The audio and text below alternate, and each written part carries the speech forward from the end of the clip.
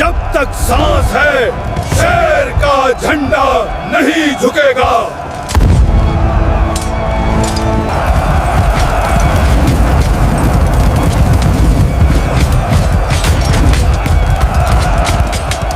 अंग्रेज जानते थे कि टीपू सुल्तान को हराना आसान नहीं है, इसीलिए उन्होंने निज़ाम और मराठों के साथ मिलकर, यानी तीनों ने मिलकर उस शेर को घेरने की कोशिश की। मगर टीपू सुल्तान के पास वो चालाकी थी जो दुश्मन की सोच से भी तेज़ थी, और एक ऐसी फ़ौज थी जो हर वक्त मौत से खेलने को तैयार रहती थी। साल था 1799। तीन ताकतें, मराठा, निज़ाम और अंग्रेज़, एक साथ टीपू सुल्तान के ख़िलाफ़ खड़ी थीं। दुश्मनों का समंदर उमड़ पड़ा था, लेकिन किले की दीवारों पर खड़ा हर सिपाही कह रहा था, जब तक सांस है शेर का झंडा नहीं झुकेगा। बस फिर क्या था, मराठा घड़सवार तूफ़ान की तरह टूट पड़े।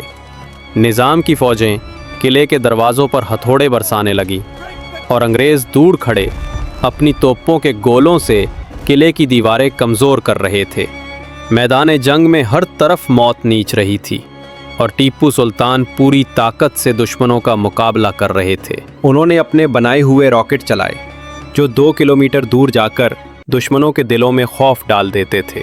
इन्हीं रॉकेटों से टीपू सुल्तान ने दुश्मनों में अफरा तफरी मचा दी। दुश्मन दहशत से कांप उठे, मगर गद्दारी ने सब कुछ बर्बाद कर दिया। किले का एक दरवाज़ा अंदर से खोल दिया गया। दुश्मन अंदर दाखिल हुए और हमला किया। मराठा, निज़ाम और अंग्रेज़ तीनों तरफ से वार कर रहे थे। जंग कई घंटों तक जारी रही।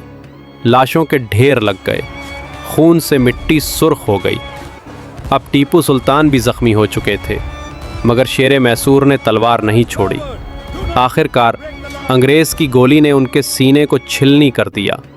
वो ज़मीन पर गिर गए और आखिरी सांसों में कहा, गिर कहानी यहाँ ख़त्म नहीं हुई। इनकी मौत के बाद एक बड़ा राज सामने आया। दुश्मनों ने जब मैदान जंग की तलाशी ली तो उन्हें टीपू सुल्तान के लोहे के रॉकेट मिले, जिन्हें देखकर अंग्रेज़ हैरत ज़दा रह गए।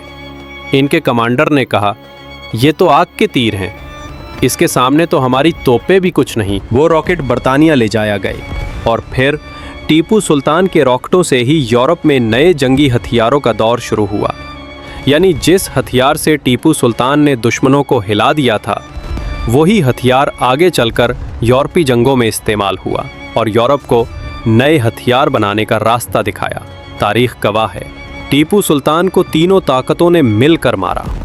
मराठा की साजिश, निज़ाम की गद्दारी और अंग्रेज़ की गोलियों ने उनका खून बहा दिया, मगर उन्होंने अपने लहू से मिट्टी में ऐसा रंग भर दिया कि जहां से हिंदुस्तान में पहली बार आज़ादी की चिंगारी उठी।